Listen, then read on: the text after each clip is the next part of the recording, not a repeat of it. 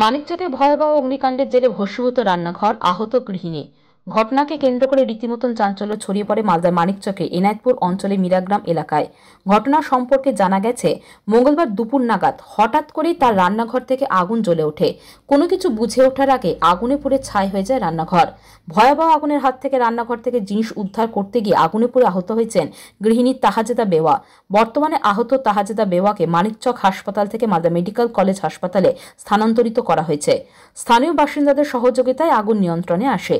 এই অগ্নিকাণ্ডে প্রায় লক্ষাধিক টাকার ক্ষয়ক্ষতি হয়েছে বলে অনুমান। প্রশাসনিক সাহায্যের আবেদন জানিয়েছেন ক্ষতিগ্রস্ত পরিবারটি। আগুন লেগে গেছিল, রান্না করতে করতে আগুন লেগে গেছিল।